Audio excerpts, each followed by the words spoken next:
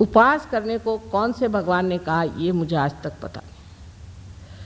कौन से शास्त्र में लिखा कि भाई तू उपास कर, किस लिए आप उपास कर रहे हैं? उपासना ना करिए। जिस दिन भगवान का जन्म हुआ उसी दिन उपास शुरू। जिस दिन श्री गणेश का जन्म हुआ उस दिन उपास करेंगे। श्री राम का जन्म हुआ उस दिन उपास करेंगे। श्री कृष्ण का जन्म हुआ उस दिन उपास करेंगे। अरे भाई, उस दिन कोई मर गया है क्या? बुद्धिमान लोग भी औरतों के चक्कर में, स्त्री आचार में फंस के, हाँ भाई ठीक है आज हमारे घर में उपास है, चलो कहीं क्वालिटी में जाके खाए आए क्यों घर में उपास। इस तरह से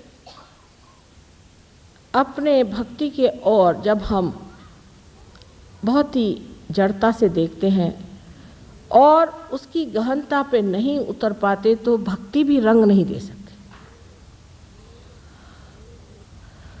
इस प्रकार अनेक तरह से अनेक विध भक्तियाँ, जैसे गज़लें हैं। अब गज़लें का लिए भगवान के लिए, मैंने कहा ऐसी कैसे शराब में हो सकती गज़लें? ये तो किसी शराबी की लिखी हुई दिखाई देती है, कैसे? नहीं, वो शराब पी के भगवान में रखते। अच्छा, ये तो मैंने सुना नहीं कभी। ऐसी विचित्र विचित्र बातें हमारे अंदर सदियों से चली आ रही हैं, उसी पे हम चलते जा रहे हैं, क्योंकि हमारे अंदर जो आँख परमात्मा को जानने की है वो खुली नहीं। इन सब चीज़ों से अंदर में बसे हुए जितने भी देवता हैं सब नाराज हो जाते हैं। हाँ, कहने लगे पर शंकर जी भी तो पीते थे भंग, तो हम पिए तो क्या? आप क्या शंकर जी हैं? वो उन्होंने हलाहल पिया था, आप पीजिए हलाहल। जिन्होंने हलाहल पिया था वो दुनिया भर का विष अपने अंदर समा सकते हैं, वो तो विष समझ के पी रहे हैं, और आप क्या समझ के पी रहे हैं? इस तरह की विपर्यासी जो भक्ति है वो आपको कहीं नहीं ले जा सकती।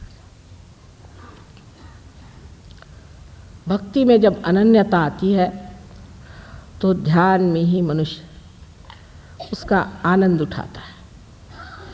उसका वर्णन करने योग्य नहीं, क्योंकि उसके लिए शब्द ही संसार में नहीं, निरानंद उसमें।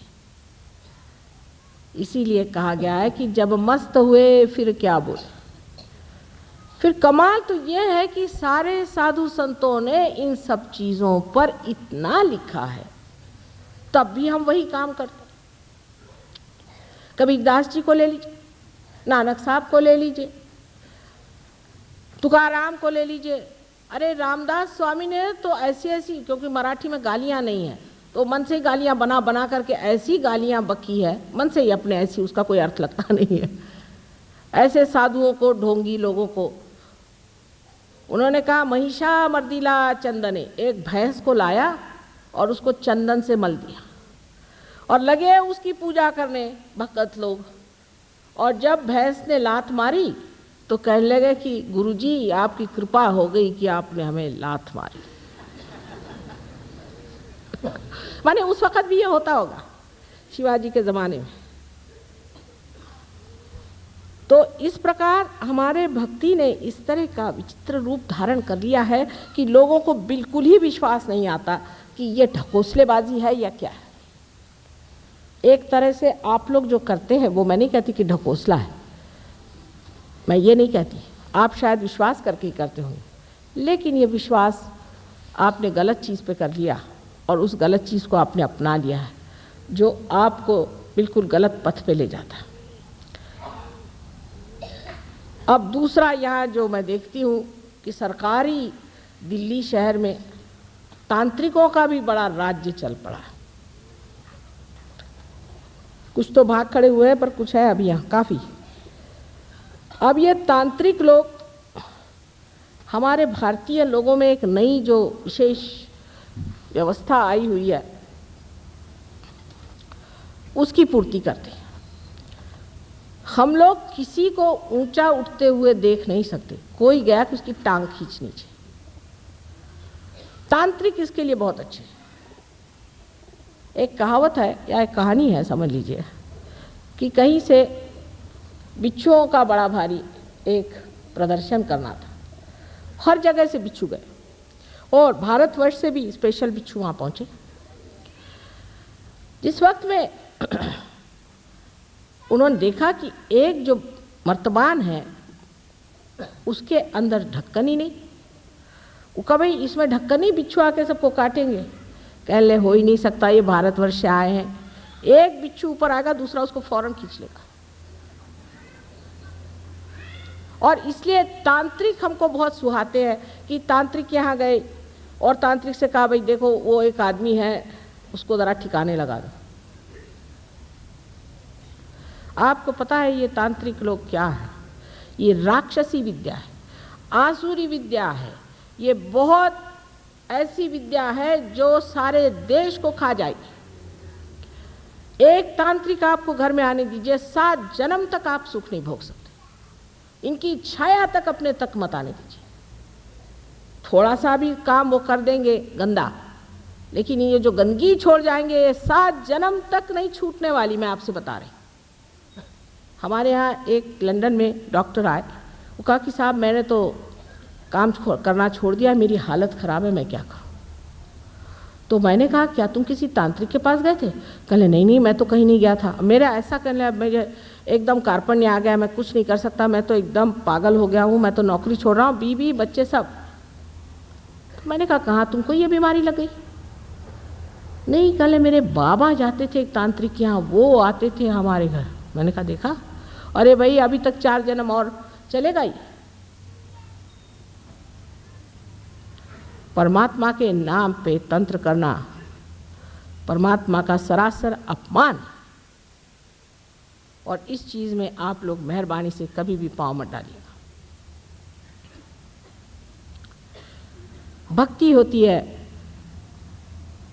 जो कि आत्म साक्षात्कारी होती है। तुकाराम ने कहा है कि मैं तो वैसे अणु रेणु से भी छोटा हूं, लेकिन आकाश कितना बड़ा। सो कैसे? जब ये अणु रेणु आकाशी में मिल गया तब मैं कहाँ रह गया? अनन्य। इनकी भक्ति पढ़िए। बिरहा के गीत गाने वाले लोगों के पास सिवाय रुलाने के और कुछ नहीं। मिलन के गीत पढ़िए। जो मिलन के गीत गाते हैं वही आपको बताएंगे कि आत्म साक्षात्कार चीज क्या होती है। 5-25 पकड़ बुलाऊं, एक ही डोर उड़ाऊं। कितनी अधिकार की वाणी है, अथॉरिटी कितनी है इसके अंदर। जो आत्म साक्षात्कारी होता है वो अथॉरिटी से बोलता है, उसकी अथॉरिटी होती है, उसका अपना अधिकार होता है सब्जेक्ट पर। वो नहीं कि हाँ भाई कोई वो वोट लेने थोड़ी आता है आपसे। हाँ भाई तुम जो भी करो ठीक है, वो भी ठीक है, वो भी अच्छे हैं, वो भी भले हैं। नहीं, जो बुरा है सो बुरा है, जो अच्छा है सो अच्छा है। यह अधिकार की वाणी जहां आपको दिखाई दे, समझ लेना चाहिए कि आत्म साक्षात्कारी खड़ा हुआ है। ईसा मसीह को देख लीजिए कि जिनका सिवाय पवित्रता के सिवाय और उनके अंग में कुछ नहीं था, साक्षात ओंकार सो। उनका एक वेश्या से क्या संबंध? लेकिन जब एक वेश्या को लोगों ने पत्थर से मारना शुरू कर दिया तो सामने आके खड़े हो गए, कह ले अच्छा तुम में से जिसने पाप नहीं किया मुझे पत्थर मारो।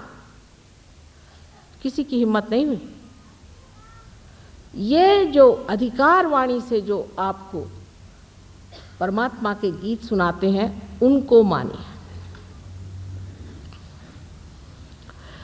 ये आपकी भक्ति जो कृष्ण ने कही है कि भक्ति मार्ग से भी और कर्म मार्ग से भी मनुष्य परमात्मा के पास आ सकता है, वो इस वजह से कि दोनों से जब वो ये समझ ले कि इससे परे कोई चीज़ है तभी वो ज्ञान को प्राप्त हो सकता है।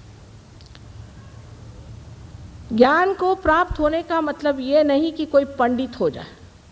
आपको आज ही एक केस बताऊं कि एक देवी जी मेरे पास आई तो उन्होंने कहा कि माँ देखो मेरी माता जी ने एक महाशय जी को, वो गुरुद्वारे जाते थे, उसको देखा और उसकी परीक्षा ली तो वो ग्रंथ साहब वगैरह खूब अच्छे से जानते हैं, गुरुद्वारे में जाते रहते हैं, ये वो करते हैं। उसका कि ठीक है, उसने कहा मैं तुम्हारी लड़की शादी करता हूँ, मेरी शादी करा दी।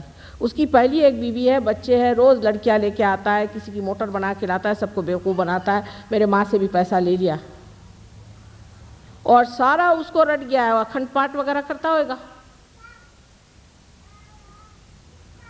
तो वो बड़ा अच्छा आदमी उनको लगा। ये ज्ञान नहीं होता है, ये ज्ञान नहीं, ज्ञान आपके नसों में महसूस होना चाहिए। इससे आपको जानना चाहिए कि ये शक्ति जो सारे ऋतु बदलती है, जो सारे जीवंत कार्य करते हैं, वो शक्ति हमारे चारों ओर है। जब भक्ति और कर्म का मेल होता है, ऐसा कहा गया है, तभी ज्ञान प्राप्त होता है। कि जब आप भक्ति को कर्म में इस्तेमाल करते हैं, और अपने ऐसा नहीं, जो भक्ति वाले भक्ति वाले, कर्म वाले वो कर्म वाले। आज आपने भक्ति करी, श्री राम की भक्ति करी, ठीक है, लेकिन आपको ये भी देखना चाहिए कि जब हम श्री राम की भक्ति कर रहे हैं तो उसके साथ हमारे कर्म कैसे हैं? क्या हम श्री राम जैसे हैं?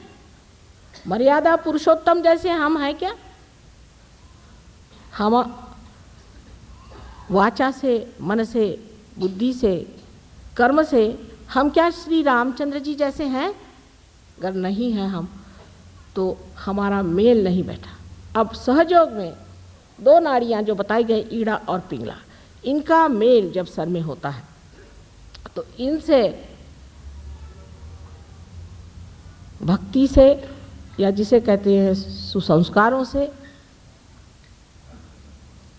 या कुसंस्कारों से, जो कार्य हम करते हैं उससे हमारे अंदर जो संस्था तैयार होती, उसे आप मन कह लीजिए। और कार्य में जो हम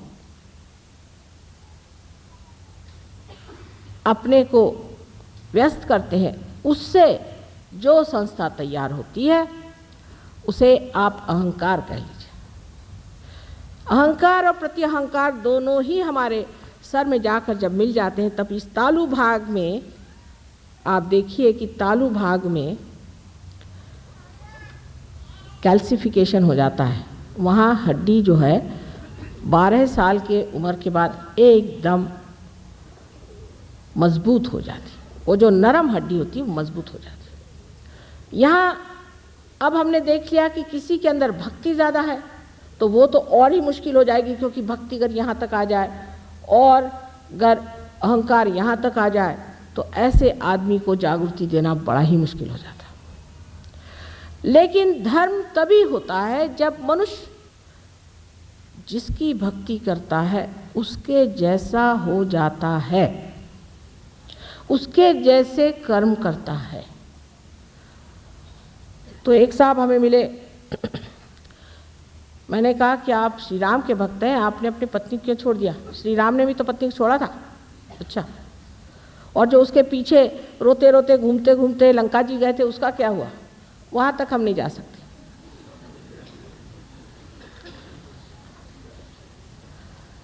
आपने 5 पत्नियां क्यों कर ली? श्री कृष्ण ने भी तो की थी, लेकिन वो तो योगेश्वर थे, उन पे तो कोई चीज़ छाती नहीं थी। तो हम तो उनको मानते हैं, तो हम तो इस मामले में उनको मानते हैं साहब, वो बात अच्छी करी उन्होंने, 5 बीवियां कर ली।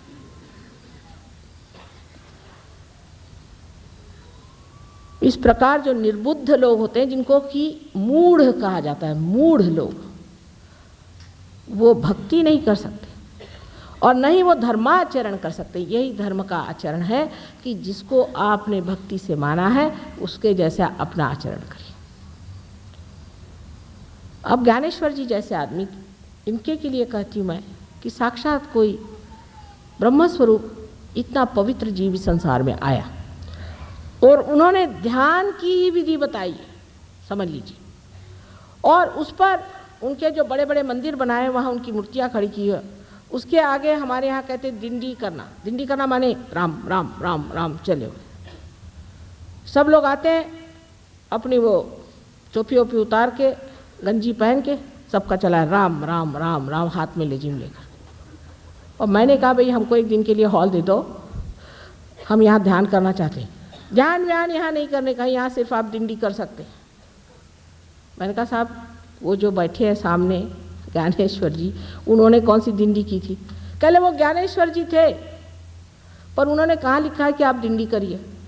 उसे क्या मतलब है, हम लोग तो डिंडी ही करते। मैंने कहा अच्छा नमस्कार, अगर ये आज जीवित होते तो हम आपसे बताते कि आप क्या हैं। निरे मूर्ख हैं और महामूर्ख हैं। कभी कभी इस तरह की गलत भक्ति से हम लोग अपना नर्क का रास्ता